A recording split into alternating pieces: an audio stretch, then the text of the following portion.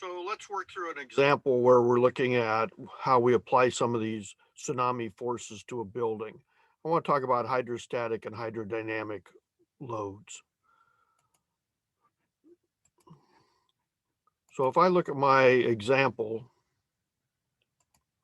110, tsunami wave loading, this is going to be the lateral forces that are due to hydrodynamic and hydrostatic forces.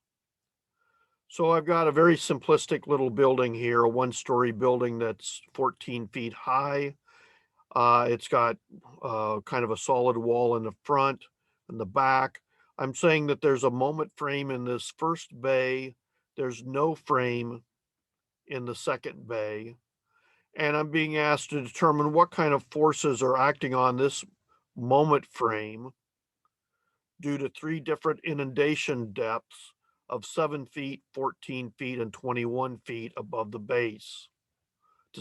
I want to see a little bit of an example of how does the total inundation depth affect the force that I need to be designing for. We're given some information about how the structure works, and I am told that the building houses toxic materials. So anytime we're talking about the hydro effects, we need to think about the density.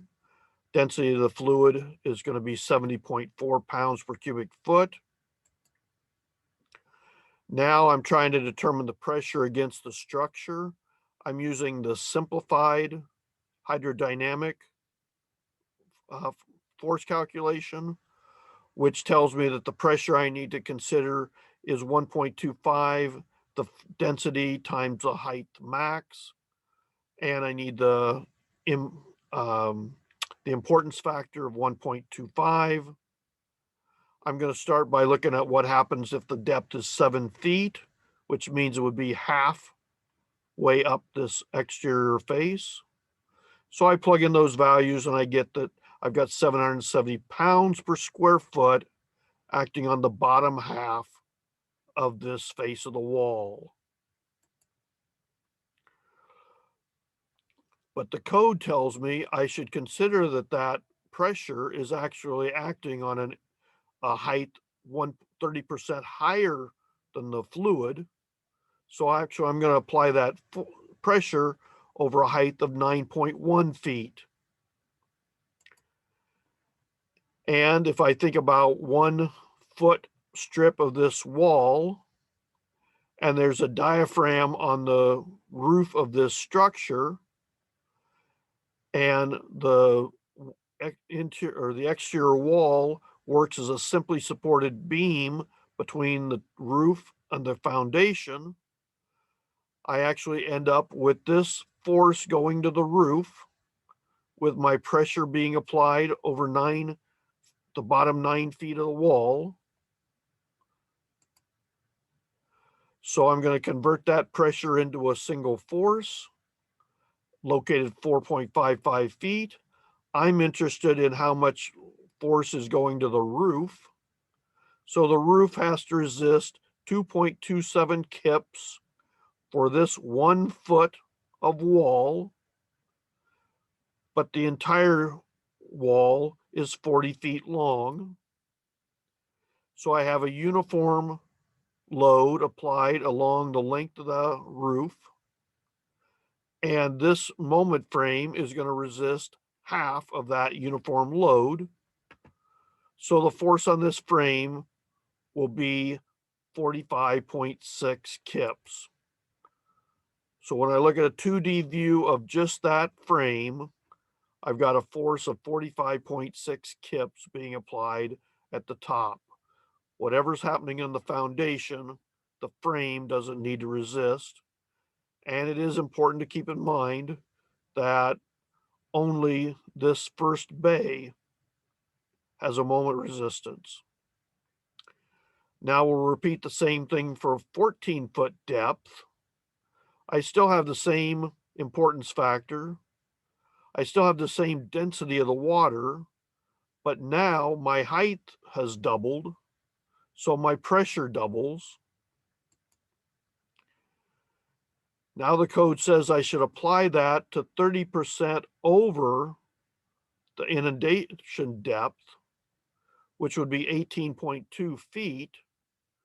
But as I mentioned in the lecture, it's unclear what I do with this pressure that is supposedly above the structure. So I'm going to interpret the code as meaning, well, I've certainly got to cover the full 14 feet, but I don't need to worry about the pressure above where I really don't have any structure. So now I have a uniform pressure over the full height of this wall. I'm going to convert that to a single force.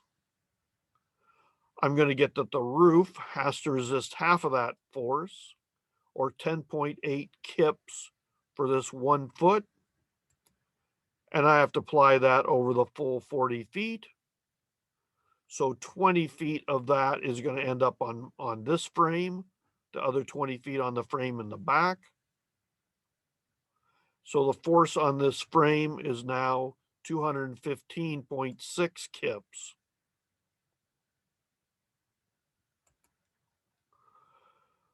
When the depth becomes 21 feet, which means the inundation depth actually is above the structure, this 21 feet is going to increase the pressure that I have to consider. But the same thing again, once the force is being applied at a height above the structure, I'm going to ignore that pressure, which doesn't have a structure to push against. So I once again have a uniform pressure over the full height of the wall of 2,310 pounds per lineal foot. So my reaction at the roof now is 16.2 kips per foot of roof. And I need to bring 20 feet of that out here to the frame on the front side of my drawing. So now that frame has to be designed to withstand 323.4 kip force being applied at the roof level. So my 3 inundation depths give me very different values of force that I would need to design this building for.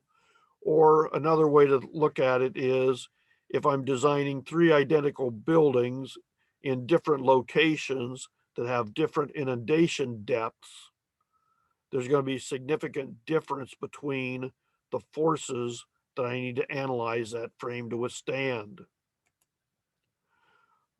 Just roughly, how does this compare to other loads the structure might have to resist? Well, if I think about that largest force, and let's assume this one column is 18 inches by 18 inches of concrete, because of the way my moment frame is designed, all this force has to be resisted by that single column. That means an average stress of about 1,000 psi, which is much higher than the allowable shear stress for concrete. So this force is very large compared to what columns typically are designed to resist. Of course, this is also a very untraditional building where I've got this moment frame with only one column resisting shear.